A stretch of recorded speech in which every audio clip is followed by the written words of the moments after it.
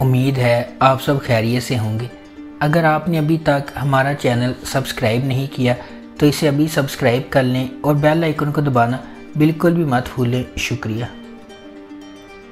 Number 10، گلے رانا۔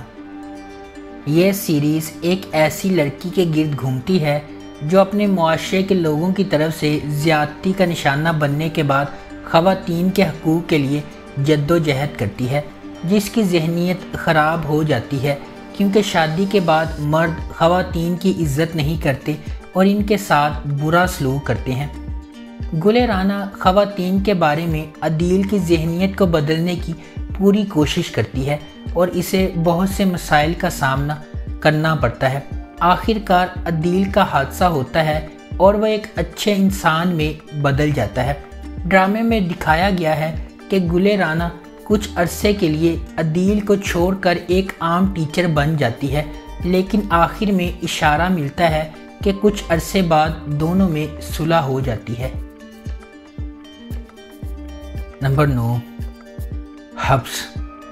حبس ایک غیر معمولی ڈرامہ ہے جس میں ایک ایسی کہانی ہے جس میں ایک محبت کرنے والے جوڑے کو شامل کیا گیا ہے اور اسے ان غلط فہمیوں کے ذریعے بنانے کی کوشش کی گئی ہے جو بدقسمت حالات اور اپنے آس پاس کے لوگوں سے پیدا ہوتے ہیں۔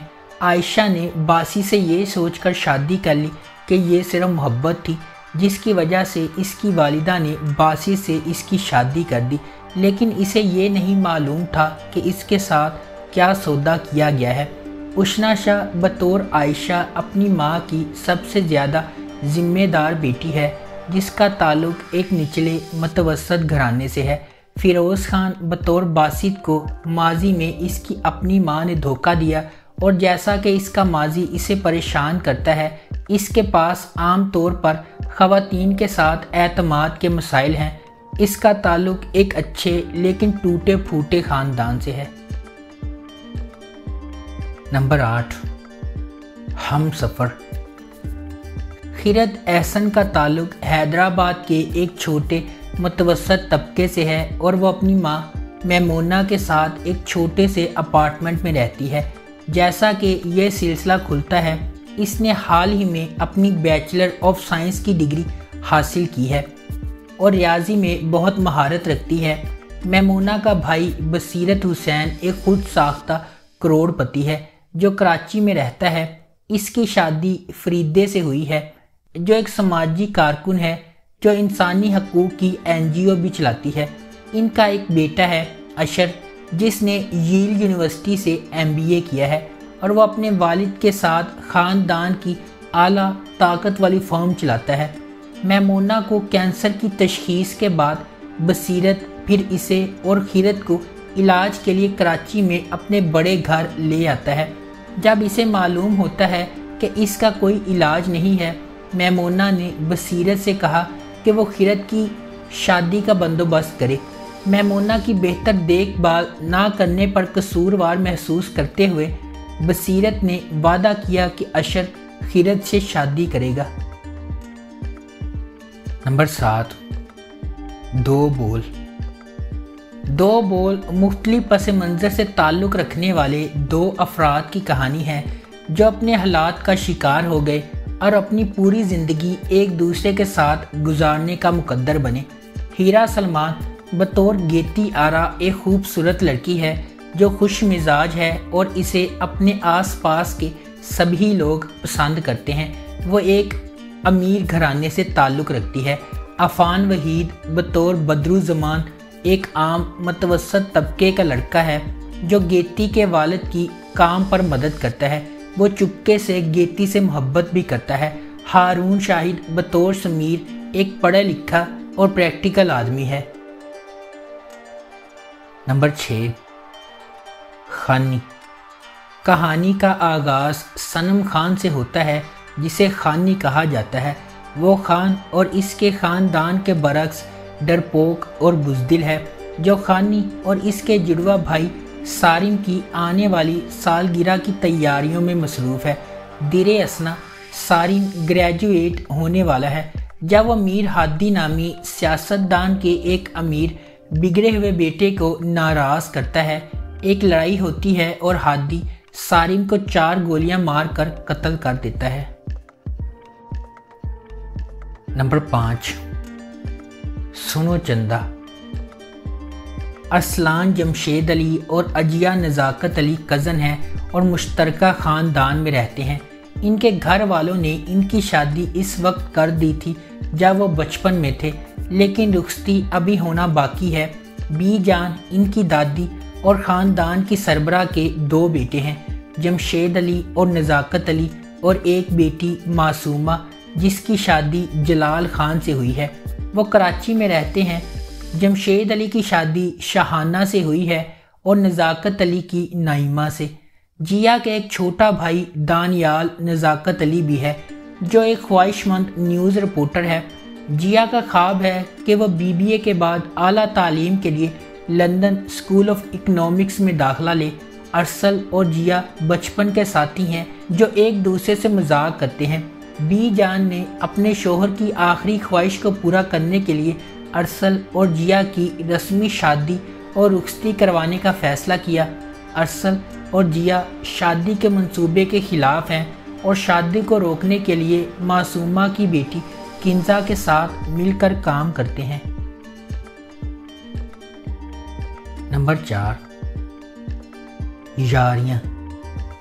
سعدیہ اور زوبیہ بہنیں ہیں جن کی پرورش ان کے والد حامد نے سخت خاندانی اقدار کے ساتھ کی ہے۔ سعدیہ کی شادی احمر سے ہوئی ہے، لیکن اس کی شادی رکی ہوئی تھی جبکہ خاندان امریکہ سے اپنے چچا کی واپسی کا انتظار کر رہا ہے۔ دوسری طرف زوبیہ کا عمیر کے ساتھ افیئر چل رہا ہے۔ جب وہ عمیر کو سعدیہ کی سالگرہ پر مدعو کرتی ہے تاکہ اسے اپنے خاندان سے متعارف کرائے، سعدیہ امیر اور بگڑے ہوئے عمیر کو منظور نہیں کرتی۔ جیسے ہی عمیر اور دونوں بہنوں کے درمیان ملاقات ہو رہی ہے، حامد اور احمر اپنے خاندان کے ساتھ سعدیہ کو اس کی سالگرہ پر سرپرائز دینے پارٹی میں پہنچے۔ احمر صورتحال کو پوری طرح سے غلط سمجھتا ہے اور فرض کرتا ہے کہ یہ دراصل اس کی بیوی ہے جو عمیر میں دلچسپی رکھتی ہے۔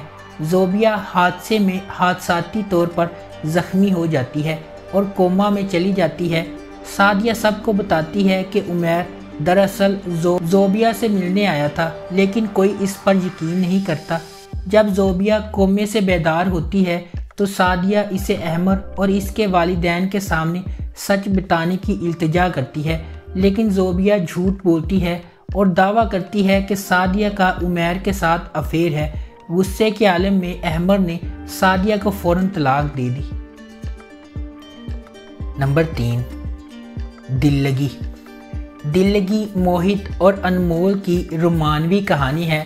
یہ اندرون سندھ میں سکھر کی تنگ گلیوں میں قائم ہے، جہاں انمول اپنی ماں اور چھوٹی بہن مشال انصاری کے ساتھ سادہ زندگی گزارتی ہے۔ ان کی موت سے پہلے انمول کے والد نے مقامی ساہوکار کفایت علی کا قرض ادا کر دیا تھا، جو اس نے اپنے گھر کو بطور حفاظتی استعمال کرتے ہوئے ادا کیا تھا، لیکن انمول کی والدہ کے پاس قرض کی ادائیگی کا کوئی ثبوت نہیں ہے، اس لیے وہ دھوکہ دہی کا آسان نشانہ بن جاتی ہے۔ کفایت علی انمول کے خاندان کو بے دخل کرنے کے لیے موہد، جو کہ ریئل اسٹیٹ میں مہارت رکھتا ہے اور ایک چھوٹی سی غنڈہ گردی سے منسلک ہے، موہد اور انمول کے درمیان محبت اس کہانی کی بنیاد ہے۔ نمبر 2، کیسی تیری خود غرضی۔ مہک ایک نوجوان لڑکی ہے جو اپنے والد اکرم، اس کی والدہ ناہید اور اس کی چھوٹی بہن ندا کے ساتھ پرامن زندگی گزار رہی ہے، لیکن احسن کی والدہ اندلیب مہک کو منظور نہیں کرتی، جبکہ احسن کے والد ریحان اسے پسند کرتے ہیں۔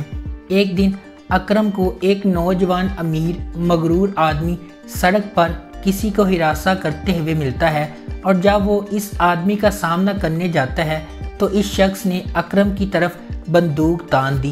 یہ شخص شمشیر نکلا۔ مہک اور ریحان اس سے التجا کرتے ہیں اور اکرم کو گاڑی میں واپس لے جاتے ہیں، لیکن شمشیر مہک کو دیکھتا ہے اور فوراً ہی اس سے محبت کرنے لگتا ہے۔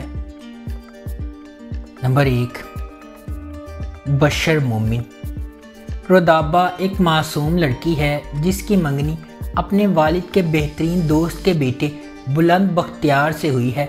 रुदाबा अपनी मंगनी से खुश नहीं है क्योंकि वो समझती है कि बुलंद, जिसने अपनी ज़िंदगी का बेशतर हिस्सा अमेरिका में गुजारा है, एक गैर रवायती शख्स होगा और वो कभी इसे पसंद नहीं करेगा। इसके भाई आदिल की शादी सायरा से हुई जो एक चालाक और होशियार लड़की है।